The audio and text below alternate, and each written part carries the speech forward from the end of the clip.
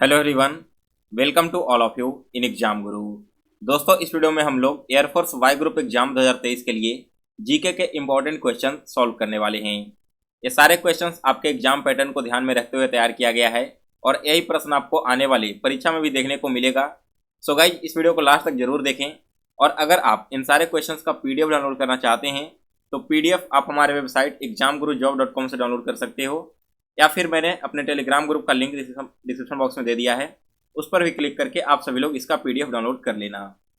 तो चलिए दोस्तों, अब आज का वीडियो स्टार्ट करते हैं और देखते हैं पहला क्वेश्चन। तो फर्स्ट क्वेश्चन आप सभी के सामने स्क्रीन पे, किस देश से मौलिक कर्तव्य को लिया गया है। दोस्तों, हमारे संविधान में जो फंडामेंटल ड्यूटीज है वो फंडामेंटल ड्यूटीज किस देश के संविधान से लिया गया है। ऑप्शन है अमेरिका, फ्रांस, जापान या सोवियत संघ। तो इस क्वेश्चन का करेक्ट आंसर है ऑप्शन नंबर डी, सोवियत संघ। जो हमारे मौलिक कर्तव्य हैं वो लिया गया है सोवियत संघ के संविधान से। और दोस्तों, अगर हम बात करें फंडामेंटल ड्यूटीज की तो वर्तमान में टोटल 11 फंडामेंटल ड्यूटीज हमारे संविधान में बताए गए हैं। यहाँ पर देखो, पहले नंबर पर है आपका अमेरिका। तो दोस्तों, अमेरिका से कौन कौन सी चीज़ें ली गई है। यहाँ से सबसे पहला और इम्पोर्टेंट चीज़ लिया गया फंडामेंटल राइट्स का, यानी कि आपके मौलिक अधिकारों का। इसके बाद सेकंड लिया गया था इम्पीचमेंट ऑफ प्रेसिडेंट, यानी कि राष्ट्रपति पर महाभियोग कैसे चलाया जाए, ये चीज़ें आपके अमेरिका से ली गई थी। नेक्स्ट आपका संविधान में जो प्रियम्बल दिया हुआ है वो प्रियम्बल भी लिया गया था कहाँ से, अमेरिका के ही संविधान से। और इसके अलावा हमारे देश में एक वाइस प्रेसिडेंट भी होने चाहिए, इनका जो पोस्ट है वो भी आपका लिया गया है अमेरिका के ही संविधान से।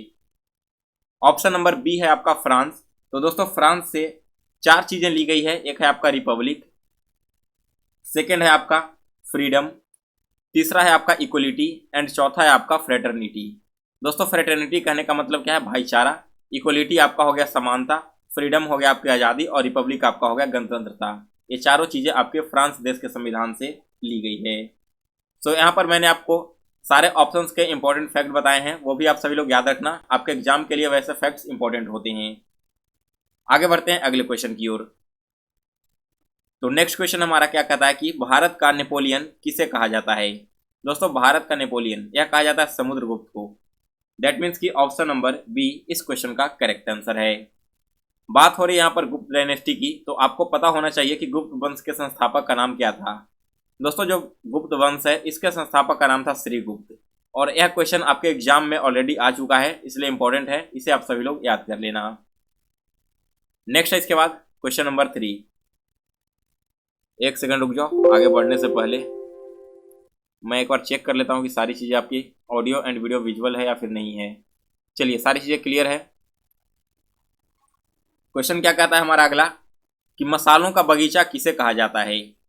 गार्डन ऑफ स्पाइसेज, यह किसे कहा जाता है। दोस्तों, जल्दी से कमेंट करके बताओ आप सभी लोग।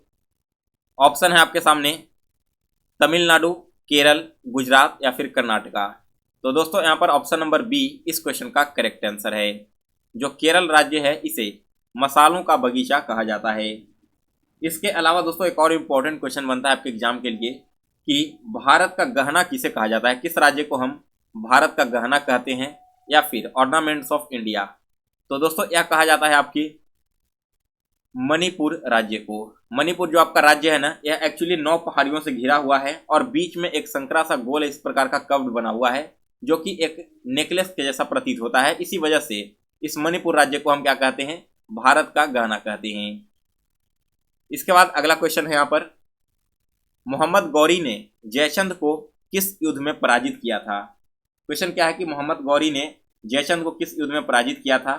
और ऑप्शन है आपके सामने कन्नौज का युद्ध, तराइन का युद्ध, तराइन का दूसरा युद्ध और चंदावर का युद्ध। दोस्तों, यहाँ पर ऑप्शन नंबर डी जो है चंदावर का युद्ध बिल्कुल करेक्ट आंसर होगा। चंदावर का युद्ध लड़ा गया था 1194 ईस्वी में मोहम्मद गौरी और जयचंद के बीच में, जिसमें जयचंद की हार हुई थी। और दोस्तों, यह जो युद्ध है आपका ना, आगरा शहर के करीब चंदावर में यमुना नदी के किनारे लड़ा गया था। आगे बढ़ते हैं अगले क्वेश्चन की ओर। तो नेक्स्ट क्वेश्चन यहाँ पर क्या है कि भारत में लोकसभा का विघटन कौन कर सकता है। लोकसभा का विघटन कहने का मतलब है क्या दोस्तों, कि आपकी लोकसभा जो है ना, इसका कार्यकाल 5 वर्षों का होता है, लेकिन किसी आकस्मिक वजह से बीच में ही लोकसभा को समाप्त करने की नौबत आ जाए तो इसे समाप्त करने की शक्ति किसके पास है, हमारे देश के राष्ट्रपति के पास, यानी कि ऑप्शन नंबर बी इस क्वेश्चन का करेक्ट आंसर है। इसके बाद अगला क्वेश्चन है क्वेश्चन नंबर 6। अरब सागर की रानी किसे कहा जाता है? Queen of way of Bengal. ठीक है, यहाँ पर आपको बताना है कि अरब सागर की रानी किसे कहा जाता है। दोस्तों यहाँ पर देखिए, जो आपके अरब सागर है इसकी रानी कहा जाता है कोचीन को। ऑप्शन नंबर सी इस क्वेश्चन का करेक्ट आंसर है। क्वीन ऑफ अरेबियन सी नाम जाना जाता है कोचीन शहर को। नेक्स्ट है इसके बाद अगला क्वेश्चन, यह क्या कह रहा है कि भारतीय अंतरिक्ष अनुसंधान संगठन यानी कि इसरो की स्थापना कब हुई थी? दोस्तों इसरो स्थापित हुआ था 1969 में, यानी कि ऑप्शन नंबर सी इस क्वेश्चन का करेक्ट आंसर है। बात हो रही है दोस्तों इसरो की, तो आपको इसका फुल फॉर्म पता होना चाहिए। इसरो का फुल फॉर्म है इंडियन स्पेस रिसर्च ऑर्गेनाइजेशन। ठीक है, ये फुल फॉर्म लोग याद रखिए, आपके एग्जाम में पूछा गया है ऑलरेडी, और हो सकता है कि अगले साल भी ये क्वेश्चन आपसे एग्जाम में पूछ लिया जाए। यहाँ पर इसरो का full form Indian Space Research Organisation, इसकी स्थापना 1969 में हुई थी, और इसके पहले चेयरमैन बने थे विक्रम साराभाई। वही बात करें अगर इसके वर्तमान की, यानी कि प्रेजेंट चेयरमैन कौन है, तो दोस्तों प्रेजेंट चेयरमैन का नाम है श्री एस सोमनाथ। इनका नाम आप लोग याद रखना, आपके एग्जाम के लिए बहुत इंपॉर्टेंट है। इसके बाद आगे बढ़ते हैं अगले क्वेश्चन की ओर। तो नेक्स्ट हमारा क्वेश्चन है, संविधान में संशोधन करने की शक्ति किसके पास होती है? जो हमारा इंडियन कॉन्स्टिट्यूशन है, इसमें अगर किसी भी प्रकार का अमेंडमेंट करना हो तो वह अमेंडमेंट करने का पावर किसके पास में है? यह पावर होता है दोस्तों हमारे देश के संसद यानी कि पार्लियामेंट को। सो ऑप्शन नंबर सी इस क्वेश्चन का करेक्ट आंसर है। यहाँ पर दोस्तों आपको मैं बता दूं कि यह जो संविधान संशोधन करना होता है, यह आपके वर्णित किया गया पार्ट 20 में, और यहाँ पर आर्टिकल 368 इससे डील करता है, यानी कि जो भी कोई संशोधन होगा वो इसी पार्ट और इसी आर्टिकल के तहत भारत की संसद के द्वारा किया जाएगा। इसके बाद आगे बढ़ते हैं अगले क्वेश्चन की ओर। तो नेक्स्ट क्वेश्चन है कि विश्व गौरैया दिवस हर साल कब मनाया जाता है? दोस्तों विश्व गौरैया दिवस यानी कि वर्ल्ड स्पैरो डे, यह मनाया जाता है प्रत्येक वर्ष 20 मार्च को। ऑप्शन नंबर सी इस क्वेश्चन का करेक्ट आंसर है। और दोस्तों अगर हम बात करें 2022 की, तो 2022 में आपका जो वर्ल्ड स्पैरो डे मनाया गया था, इसका थीम था आई लव स्पैरो। तो कई बार क्या होता है कि एग्जाम में आपके डे न पूछ करके उनसे रिलेटेड थीम वगैरह पूछ लिया जाता है, तो आप यहाँ पर देख लेना, आई लव स्पैरो इस साल का थीम था और मनाया जाता है प्रत्येक वर्ष 20 मार्च को। नेक्स्ट क्वेश्चन है, कर्क रेखा कितने राज्यों से होकर गुजरती है? देखिए कर्क रेखा किन किन राज्यों से होकर गुजरती है, तो यह गुजरता है टोटल 8 राज्यों से होकर। दैट मीन्स कि ऑप्शन नंबर डी इस क्वेश्चन का करेक्ट आंसर है। और गुजरता कहाँ से है दोस्तों? देखिए स्टार्ट कीजिए, गुजरात, राजस्थान, इसके बाद आपका आगे जाता है, इसके बाद मध्य प्रदेश, मध्य प्रदेश के ईस्ट साइड में आपका पड़ जाता है छत्तीसगढ़, छत्तीसगढ़ से आगे बढ़ते हुए यह जो आपका कर्क रेखा है वो झारखंड को क्रॉस करती है। झारखंड क्रॉस करने के बाद दोस्तों आपको उड़ीसा को छोड़ते हुए यह आपकी जाती है वेस्ट बंगाल में, और वेस्ट बंगाल के बाद यह आगे चला जाता है आपके नॉर्थ ईस्ट वाले स्टेट में, त्रिपुरा और मिजोरम में। अब देखिए यहाँ पर आपके एग्जाम में क्वेश्चन कैसे बनता है, इससे आपका पहले भी क्वेश्चन आ चुका है और आगे भी कंफर्म आएगा। क्वेश्चन किस प्रकार से आएगा, आपका एग्जाम में दिया रहेगा कि इनमें से किस राज्य से कर्क रेखा नहीं गुजरती है। ऑप्शन में रहेगा गुजरात, राजस्थान, मध्य प्रदेश, और एक ऑप्शन यहाँ पर आपका दे देगा क्या, उड़ीसा।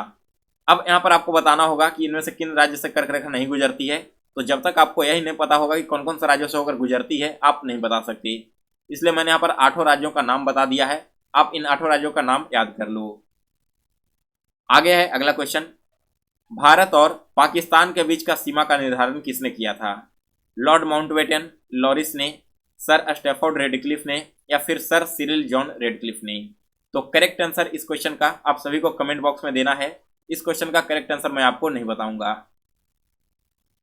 वीडियो में आगे बढ़ने से पहले दोस्तों, अगर आप एयरफोर्स वाई ग्रुप एग्जाम की तैयारी कर रहे हो और आपको जीके एंड जीएस सब्जेक्ट में प्रॉब्लम हो रही है, तो यह ई बुक आपके एग्जाम के लिए खास तौर पर तैयार किया गया है, जिसमें मैंने पिछले 5 सालों की क्वेश्चन ट्रेंड को ध्यान में रखते हुए इस ई बुक को तैयार किया है। यहाँ पर दोस्तों अभी तक एयरफोर्स ने जितने भी टॉपिक से क्वेश्चन पूछ रखे हैं उन सभी टॉपिक्स को इंक्लूड इसमें कर दिया है, और सारे क्वेश्चंस आपको हिंदी और इंग्लिश दोनों लैंग्वेज में पीडीएफ फॉर्मेट में मिल जाएंगे। इस ई बुक को परचेज करने का डायरेक्ट लिंक मैंने डिस्क्रिप्शन बॉक्स में दे दिया है, उस पर क्लिक करके आप परचेज कर लेना, या फिर मेरा व्हाट्सएप नंबर है 42848। इस व्हाट्सएप नंबर पर भी आप मैसेज करके मुझसे यह ई बुक का PDF ले सकते हो। सो गाइज, इस वीडियो में फिलहाल इतना ही। तो अगर आपको आज का वीडियो पसंद आया हो तो इसे लाइक और शेयर जरूर करें। साथ में दोस्तों आप सभी लोग इसका PDF डाउनलोड कर लें। मैंने लिंक दे दिया डिस्क्रिप्शन बॉक्स में, टेलीग्राम ग्रुप पर मैं इसका PDF डाल दूंगा। यहीं पर आपको आंसर की के साथ में कंप्लीट PDF मिल जाएगा।